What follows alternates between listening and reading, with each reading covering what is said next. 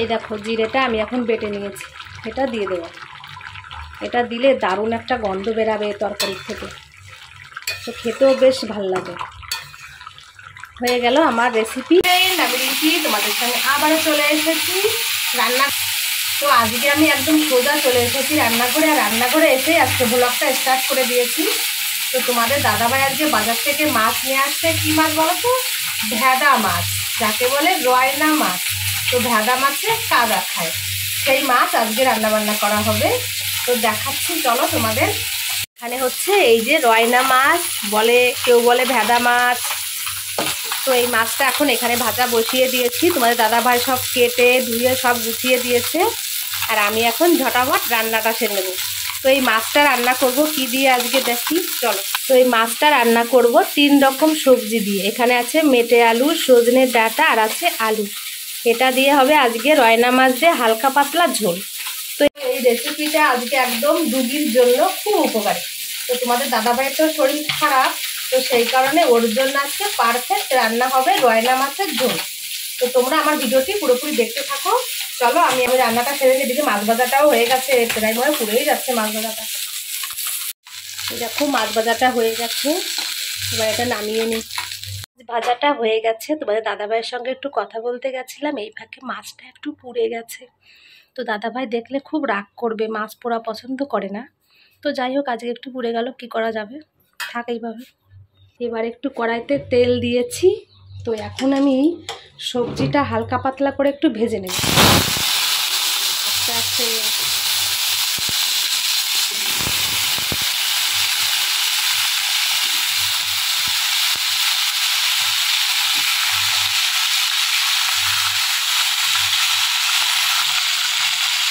নুন দিয়ে দেবো একটু, আর দেবো একটু হলুদ।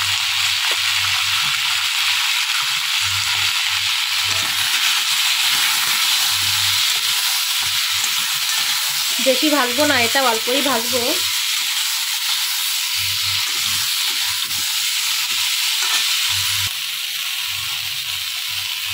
জলটা দিয়ে দেবো।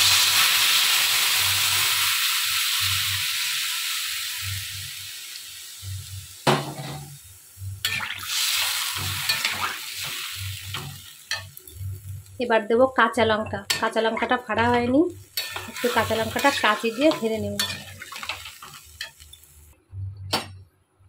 কাঁচা লঙ্কাটা ফেলে দিয়ে দিয়েছি। এখন ভালো করে জালটা হোক। আর এটা একদম কোনো মশলা দেব না, শুধু প্লেন ঝোল, মানে মা গঙ্গা পানি, কি বলে,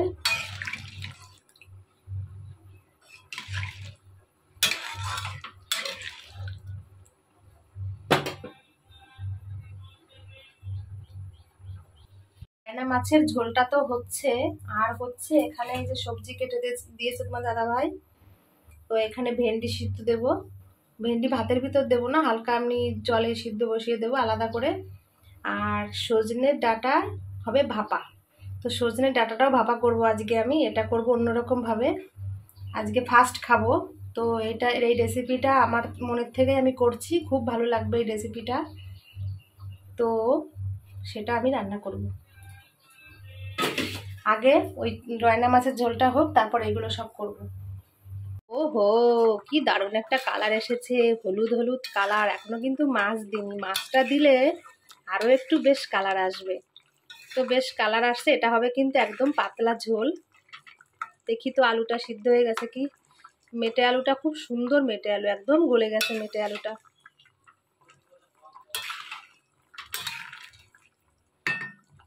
এইসব ঝোল খেলে শরীরের পক্ষে যে কতটা উপকার হয় সেটা আর কি বলবো, সেটা আমার থেকে আর ভালো কেউ জানবে না। তো মাছগুলো এখন আমি দিয়ে দিই।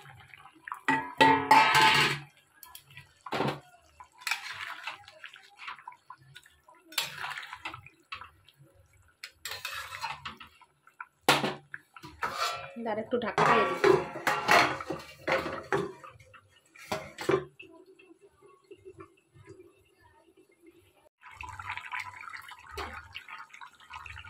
এইরকম মাছের জাল হলেই তো টেস্ট। তো আমি এখন ফোড়ন দেব। দেখেছো কত সুন্দর একটা কালার এসেছে, দারুণ কালার এসেছে, একদম হলুদ কালারটা।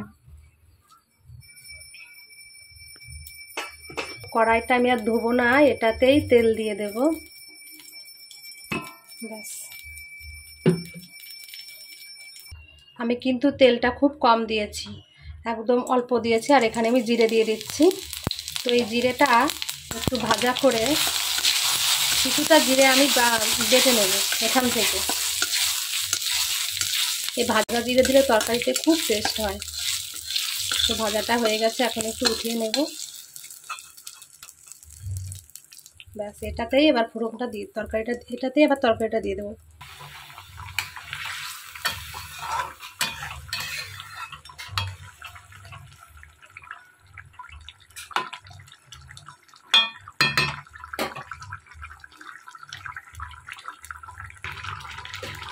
এই দেখো, জিরেটা আমি এখন বেটে নিয়েছি, এটা দিয়ে দেবো। এটা দিলে দারুণ একটা গন্ধ বেরাবে তরকারির থেকে, তো খেতেও বেশ ভাল লাগে। হয়ে গেল আমার রেসিপি।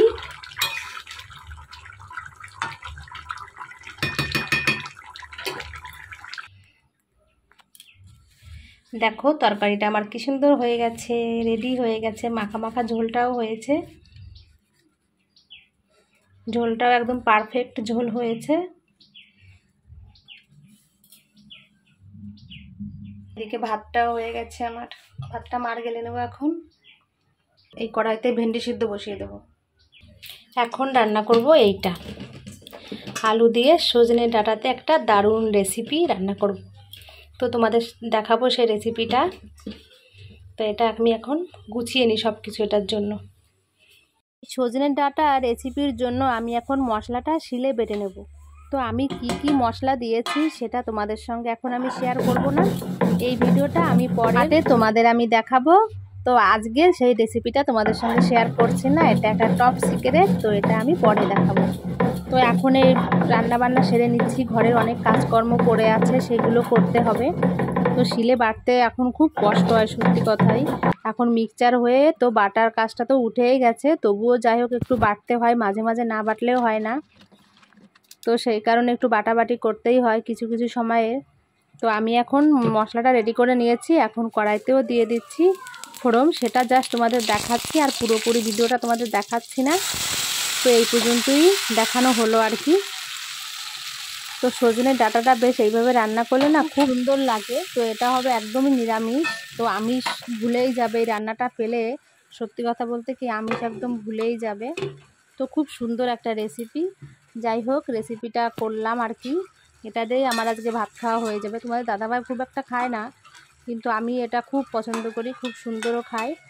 আর দেখো একদম সজনেটাও গলে গেছে, আলুটাও বেশ নরম হয়েছে, খেতেও বেশ লাগবে। তো চলো, খুব জোর এখন খিদে পেয়ে গেছে, আর সজনের ডাঁটা পেয়ে তো কোনো কথাই নেই, এখন জোরদার পেটের ভিতরে ছুঁচোই ডন দিচ্ছে। তো আমাকে এখন ভাত খেতে হবে, তোমার দাদাভাইও খিদে পেয়ে গেছে দাদাভাইয়ের। তো সবাই মিলে এখন আমরা একসঙ্গে ভাত খাবো। তো চলো, আর আমার এই সজনে ডাঁটার রেসিপিটি তোমাদের কাছে কেমন দেখাচ্ছে বলো, বেশ ভালোই কিন্তু লাগছে তরকারিটা দেখে, বলো। তো চলো, এখন সজনে ডাঁটা পেয়ে তো খুব জোর খিদে পেয়ে গেছে, তোমাদের বলেছি। তাই এখন আমি আর তোমাদের দাদা ভাই দুজন একসঙ্গে ভাত খাচ্ছি, আর আমার ছেলে তো স্কুলে গেছে, ও এখনো এসে পারেনি। তো আসবে যখন ওকেও ভাত দেওয়া হবে, তো তার আগে আমরা এখন খেয়ে নিচ্ছি। তো আমার এই ভিডিওটি তোমাদের কাছে কেমন লেগেছে তো তোমরা অবশ্যই আমাকে জানিও। আর সজনে ডাঁটার রেসিপিটা তোমাদের সঙ্গে পরে আমি ভিডিওতে শেয়ার করব।